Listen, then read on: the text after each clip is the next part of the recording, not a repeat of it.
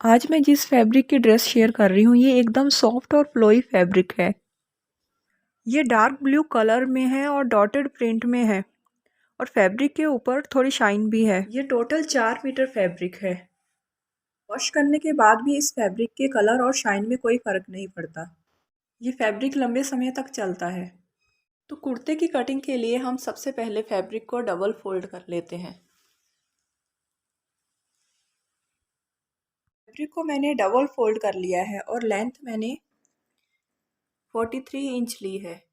Length मेरे को 2 inch और ज़्यादा चाहिए थी, पर ये फैब्रिक कम है। अगर मैं कुर्ते की लेंथ बढ़ा दूँ तो प्लाजो की लेंथ कम पड़ेगी। कुर्ते की लेंथ के बाद अब हम घेर पे मार्क लगाएंगे।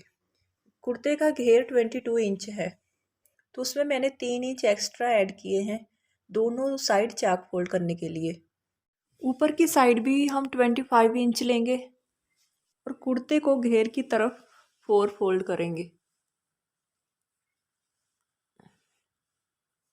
फैब्रिक को 4 फोल्ड करने के बाद हम फिटिंग के लिए मार्क लगाएंगे। लेंथ की साइड से मैंने कटिंग कर दी है। शोल्डर के लिए मैंने 7 इंच पे मार्क लगाया है। आर्म होल के लिए भी मैंने 7 इंच पे मार्क लगाया है। वेस्ट के लिए मैंने 7.5 पे मार्क लगाया है और चाक मैं 17 इंच पे लूँगी। वेस्ट के लिए मैंने 10 इंच पे मार्क लगाया है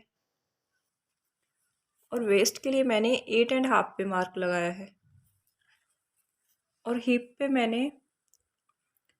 के लिए मैंने 11 इंच पे मार्क लगाया है।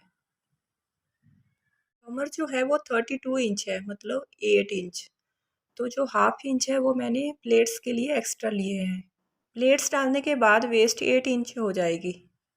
इन तीनों को मिलाते हुए हम फिटिंग का मार्क लगाएंगे और इसी मार्क के ऊपर सिलाई आएगी। तो फिटिंग के लिए मार्क मैंने लगा दिया है और यहाँ से ये इतना मैंने एक्स्ट्रा मार्जिन लिया है 1.5-2 इंच का। आर्म होल को मैंने शेप दे दी है। अब यहाँ से हम कटिंग शुरू करेंगे। इस मार्क से होते हुए कुर्ते की लेंथ तक कटिंग करेंगे। तो कुर्ते की कटिंग मैंने कर ली है।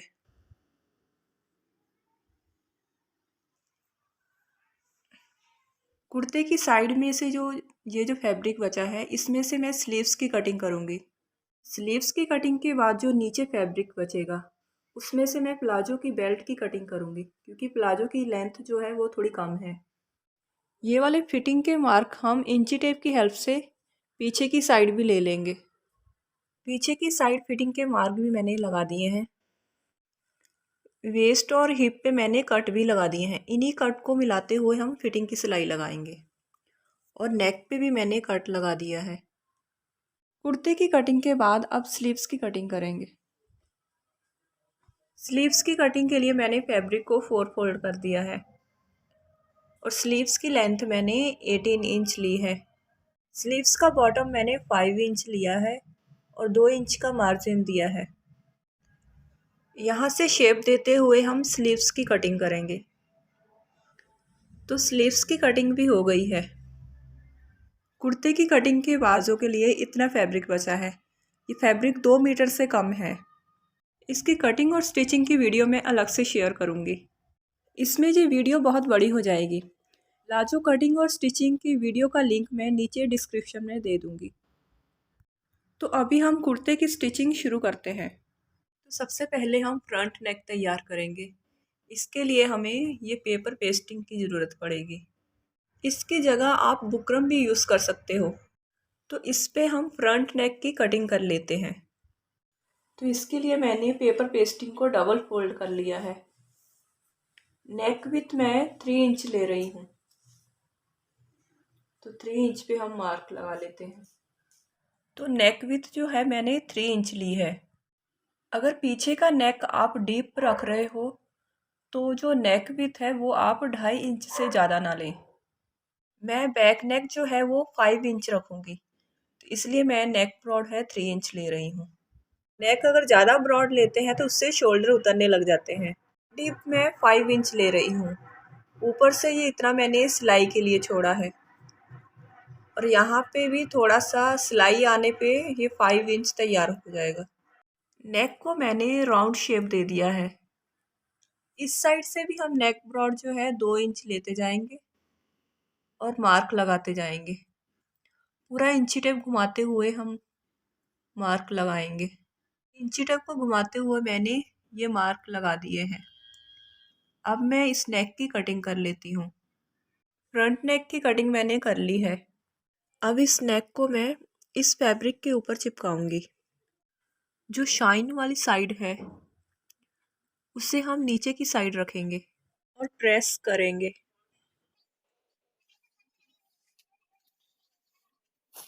तो देखिए ये प्रेस करने के बाद अच्छे से चिपक गई है। अब हम यहाँ से कटिंग कर लेते हैं। एक्स्ट्रा फैब्रिक हटाने के बाद इसका हम सेंटर करेंगे। नेक का सेंटर करने के बाद एक मार्क हम यहाँ लगाएंगे सीधा, फिर इन दोनों का सेंटर करते हुए बीच में एक मार्क लगाएंगे। अब ये दोनों मार्क हम इस तरीके से फोल्ड करने के बाद इस साइड भी ले लेंगे। लेस को मैं बिल्कुल सेंटर में रखूँगी। सेंटर में रखने के बाद इसी के ऊपर मैं ये मैजेंटा कलर की लेस इस तरीके से लगाऊंगी।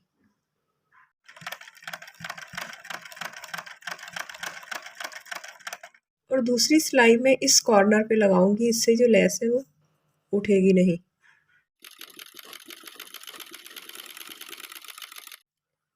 इस साइड भी अब मैं ये लेस इसी तरीके से लगाऊंगी। इसी तरीके से अब मैं इन मार्क पर भी लेस लगाऊंगी। लेस लगाने के बाद अब मैं इसे कुर्ते की उल्टी साइड रखकर अटैच करूंगी।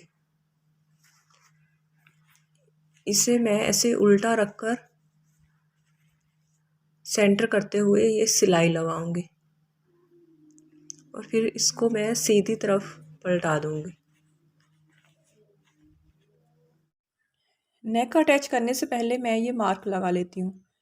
ये 3 इंच पे मैंने मार्क लगा दिया है दोनों साइड। लेंथ जो है वो मैंने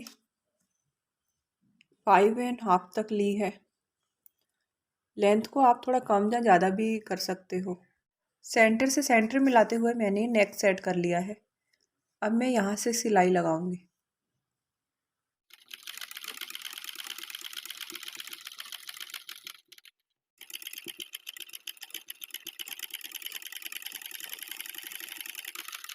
सिलाई लगाने के बाद एक्स्ट्रा फैब्रिक की मैंने कटिंग कर दी है। अब हम यहाँ पर कट लगा के इस नेक को पीछे की साइड पलटा देंगे। को फ्रंट साइड करने के बाद हम ये लेस अब पूरे नेक पे लगाएंगे घुमाते हुए और ये फैब्रिक जो है इसे हम अंदर की साइड करते जाएंगे। लेस लगाने के बाद हम ये फैब्रिक अंदर की तरफ फोल्ड कर देते हैं। इसे नेक को स्टिच करने में हमको आसानी हो जाएगी। इसे हम इस तरीके से फोल्ड करके यहाँ इस पे रफ सिलाई लगा लेते हैं।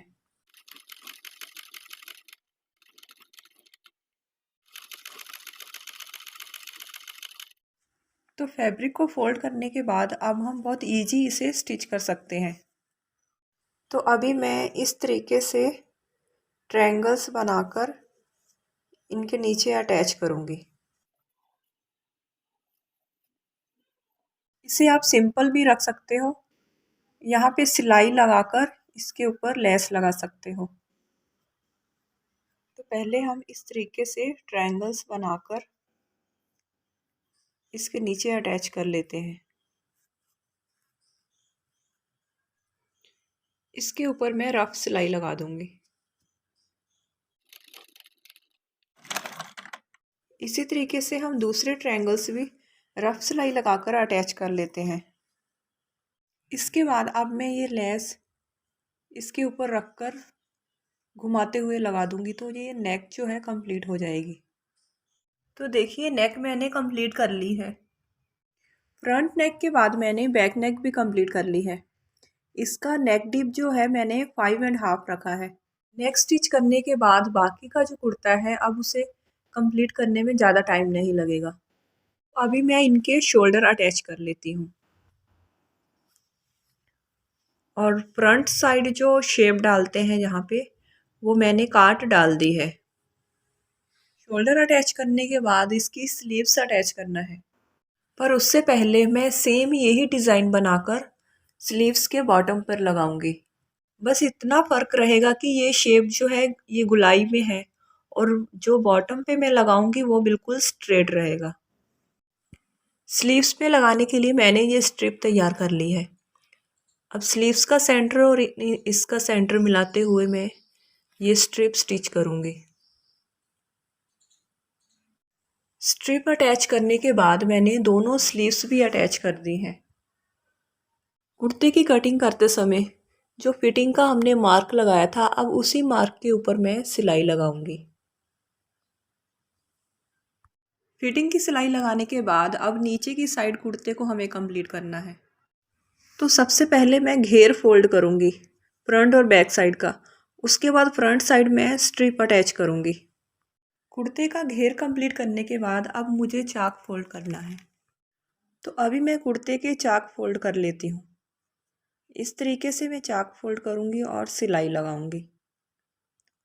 आप चाहो तो बड़े पहिए से सिलाई लगाने के बाद तुरपाई भी कर सकते हो। तो अब मैं ये कुर्ता आपको पूरा कंप्लीट होने के बाद दिखाती हूँ। चाकों पे मेरे को लेस लगाना था मजेंटा कलर की बारीक, लेकिन मैंने लगाई नहीं है। अगर आप चाहो तो वो लेस भी लगा सकते हो। इस कुर्ते के साथ जो मैंने कम फैब्रिक में प्लाजो बनाया है, लूज प्लाजो, उसका लिंक मैं नीचे डिस्क्रिप्शन में दे दूंगी।